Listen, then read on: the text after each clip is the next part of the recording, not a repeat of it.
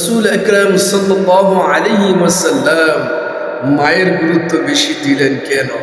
আল্লাহ তাআলা বলেন হামালাতহু উম্মুহু, অর্থাৎ মা তোমাকে পেটে ধরেছে, বাবা পেটে ধরে নাই। ওয়াহানান আলা ওয়াহান, মা কষ্টের পরে কষ্ট করেছে, মায়ের কষ্ট বেশি, মায়ের ব্যথা বেশি, মায়ের ত্যাগ বেশি। সন্তানের অগ্রাধিকারের দিক দিয়ে মায়ের মর্যাদা বেশি। এই জন্য আল্লাহর রাসূল বলল খেদমত করবা মায়ের, মায়ের মায়ের। তারপর বলা হলো বাবার। ও ভাই, বাবার কথা রাসূল সাল্লাল্লাহু আলাইহি ওয়াসাল্লাম একবার বলেছেন, তাই বিধায় বাবার সাথেও কম খেদমত করা যাবে না। মা বাবার উভয়ের খেদমত সমান করতে হবে। কেন? আল্লাহ তাআলা বলেন পবিত্র কুরআনুল কারীমে, ইম্মা ইয়াবলুগান্না ইনদাকাল কিবারা আহাদুহুমা আও কিলাহুমা। এখানে আল্লাহ তাআলা মায়ের কথা বলেছেন, বাবার কথা বলেছেন।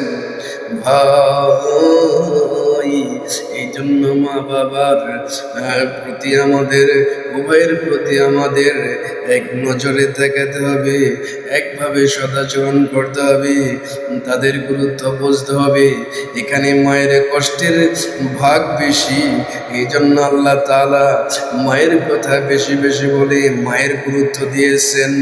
ও ভাই, যতই হজ না করো, যতই হজ করো না কেন, যতই যাকাত দিয়ে থাকো না কেন, যতই রোজা থাকো না কেন, যত সঠিকভাবে নামাজ পড়ো না কেন, তোমার আমল যতই ভালো হোক না কেন, মা বাবার সাথে বেঈমানি করলে, মা বাবার সাথে নাফরমানি করলে, মা বাবার খেদমত না করলে তোমার সমস্ত বন্দেগীগুলা বরবাদ হয়ে যাবে।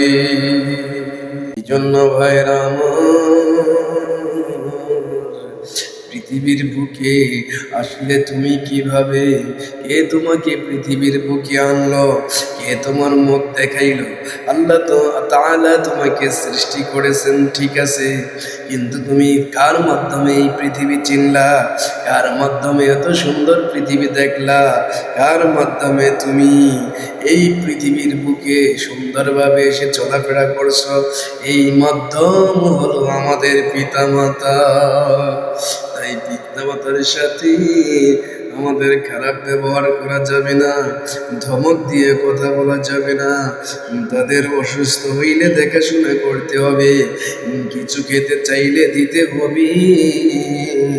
পিতামাতার সাথে নাফরমানি করে যদি মৃত্যুবরণ করা হয়, তাহলে আল্লাহ তাআলা তার মৃত্যু জান্নাতি মৃত্যু হিসেবে কবুল করবেন না।